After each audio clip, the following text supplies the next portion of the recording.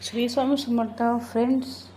आज तक मैं कम से कम 15 दिन तक मैं गुजरात में थी फ्रेंड्स, इसलिए मैंने वीडियो नहीं बनाया है। मैं जहाँ जहाँ गई थी मैंने वही की वीडियो आपको शेयर किए। तो फ्रेंड्स आज आप सबका स्वागत है श्री स्वामी समर्थ यूट्यूब चैनल पे।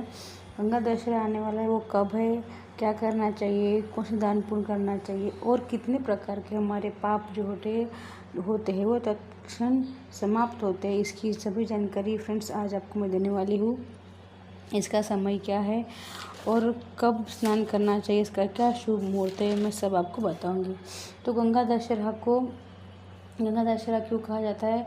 क्योंकि इस दिन गंगा मैया का अवतरण हुआ था। भागीरथी जी के पूर्वजों की आत्मा थी, उनको मुक्त करने के लिए, उनको शुद्ध करने के लिए, पृथ्वी पर अवतरित होने के लिए माँ आई थी। ज्येष्ठ मास की शुक्ल पक्ष की दशमी तिथि को गंगा दशहरा कहा जाता है। ये 16 जून को मनाने वाली है फ्रेंड्स, और इस दिन बहुत सारे शुभ संयोग बनने वाले हैं। इसे हम क्या करते हैं, हम इस दिन गंगा जी की पूजा करते हैं, दान करते हैं। इसमें हम स्नान करते, गंगा मैया की पूजा करते, गंगा मैया को चढ़ाते, उनकी आरती करते, धूप दीप नैवेद्य दिखाते हैं गंगा मैया को। ये सब हम गंगा दशहरा के दिन करते हैं। और जो लोग पीरियड्स में होते हैं उनको गंगा नदी में स्नान नहीं करना चाहिए। कौन सा मंत्र बोलना चाहिए? ओम नमो गंगाए विश्वरूपिणी नारायणी नमो नमः, ये मंत्र हमको बोलना चाहिए। इस दिन विवाह ना करें। कितनी डुबकी लगानी चाहिए? हमको कम से कम 10 डुबकी लगानी चाहिए। गंगा दशहरा का अर्थ होता है, इस दिन भागीरथी जी ने माँ गंगा को धरती पे लाया था, इसलिए इस दिन गंगा दशहरा इस दिन को कहा जाता है। दशहरा बोले तो हम ऐसा कहते हैं उत्सव मनाने का। हम जब किसी दिन का क्या किसी एक त्यौहार का उत्सव मनाते हैं, इसको हम दशहरा कहते हैं।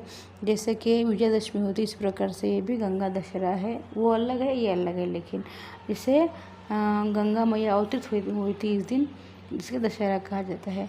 क्यों तो भागीरथ जी ने बहुत प्रयास करने के बाद कम से कम 10 दिन तक प्रयास किया, उसके बाद गंगा जी नदी पर आई थी। उन्होंने बहुत प्रयत्न किए, वो जब तक किया सब तक, और कितने दिन तक उनके पीछे पीछे कहाँ माँ गंगा चली थी, वो तो अलग स्टोरी, अलग कहानी। लेकिन गंगा मैया अवतरित हुई, इसलिए इस दिन को गंगा दशहरा के नाम से जाना जाता है।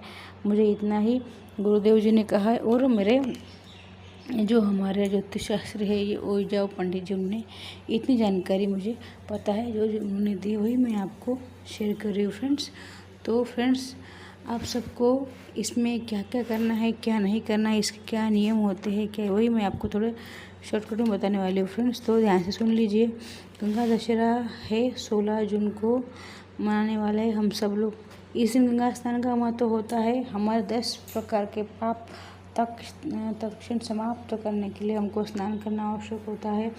10 पाप कौन से नष्ट होते हैं? कठोर वाणी, धन हरण करना, दूसरे की बुराई करना, हिंसा, परस्त्रीगमन, दुराग्रह, झूठ बोलना, चुगली, दूसरों का अहित करना, कपट वृत्ति रखना, बुरा देखकर मनोवासना लाके दूसरे की बहू बेटी को नाश करना, शराब पी के पत्नी को मारना, शक करना और गाली देना, ये सब छोटे छोटे पाप होते हैं। ये सभी पाप इस गंगा दशहरा के दिन अगर हम स्नान करें तो नष्ट हो जाते हैं।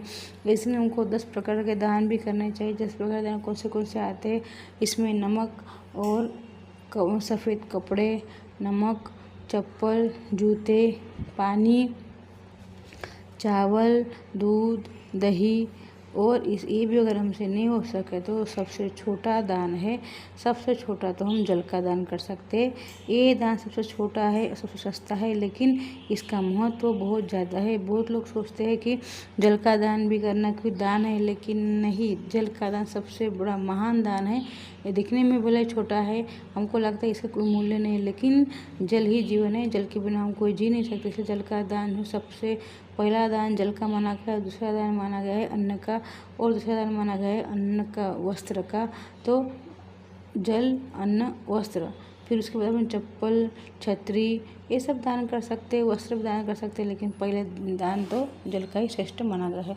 तो फ्रेंड्स, अब जब हम बताते हुए मैं आपको इसमें क्या क्या हम शुभ योग बनने वाले हैं तो सुन लीजिए फ्रेंड्स। इस दिन बनने वाले हैं 10:30 बजे हस्त नक्षत्र सर्वार्थ सिद्धि योग 10:30 बजे से शुरू होने वाले हैं, तो 10:30 बजे तक भी है, उसके बाद भी शुरू होने वाले हैं, उसके पहले भी है, उसके बाद भी है। हस्त नक्षत्र है, सर्वार्थ सिद्धि योग है, फिर रवि योग है, अमृत सिद्धि योग है। इसमें क्या करना है, इसमें दान पूजा पाठ करना है, इससे हमारे जो हम करते इसका पूर्ण फल हमें प्राप्त होता है। इसे हम इस मुहूर्त में दान स्नान करते हैं। और फ्रेंड्स अभी अब स्नान का शुभ समय सुन लीजिए, 5:30 से 10:30 तक 16 तारीख को हमको कर लेना चाहिए। इससे हमारे जो अनंत पाप होते हैं वो समाप्त होता है। गंगा ना सके तो अच्छा, समझो हमारे पास गंगा नहीं है तो हमारे घर में गंगा जल है, गंगा जल भी नहीं है तो कौन सा भी नदी का अगर शुद्ध जल है, पवित्र जल है, वो भी नहीं है तो अगर आपके घर के आसपास कुआं है, बावी है, तो बावी में जाके भी आप स्नान करने से आपको उतना ही पुण्य मिलेगा। अगर कुआं बावी भी नहीं है, हैंडपम्प है, उसमें से स्नान करने से पुण्य फल मिलेगा, वो भी नहीं है तो आपको क्या करना है, रात भर एक मटके में पानी भर के रखिए और उस मटके से सुबह उसी मटके का पानी आप स्नान कर लीजिए, वो गंगा स्नान का फल मिलेगा। अगर गंगा जल है तो फिर गंगा जल से स्नान कर लीजिए। अगर वो सब भी नहीं हो सका तो मटका है, मटका रात भर बाहर रखिए भर के आंगन में, उसी मटके से स्नान करने से गंगा जल का ही पुण्य फल प्राप्त होता है। ठीक है, अगर आपके पास जो उपलब्ध है, जो आपके पास जो व्यवस्था उस प्रकार से कीजिए, और नहीं है तो देखो आपका मन शुद्ध है, आपके आसपास कुछ वो नहीं है, आपके पास जो चीज़ उपलब्ध नहीं है उसको हम कुछ कर नहीं सकते। अगर गंगा मैया नहीं उपलब्ध तो हम क्या करेंगे, तो हमको क्या करना है, गंगा मैया को हाथ जोड़ना है, प्रणाम करना है और हमको बोलना है कि मैया आप हमारे गंगा मैया का आप जिस नदी का आपको जिन नदी का आपको नाम आता है, गंगा यमुना सरस्वती, जितनी नदी का आपको आता है, गोदावरी, सब नदी का नाम लेके नहाने से भी गंगा जल पुण्य ही प्राप्त होता है। हमारे मुंह से जितने नदी का हम नाम लेके स्नान करते उतने नदियों के स्नान करने का पुण्य को फल प्राप्त होता है। तो फ्रेंड्स इस तरह से गंगा स्नान का पुण्य फल मिलता है। तो फ्रेंड्स आपको जानकारी अच्छी लगे तो शेयर कीजिए और सब्सक्राइब अवश्य कीजिए। फ्रेंड्स श्री स्वामी समर्थ।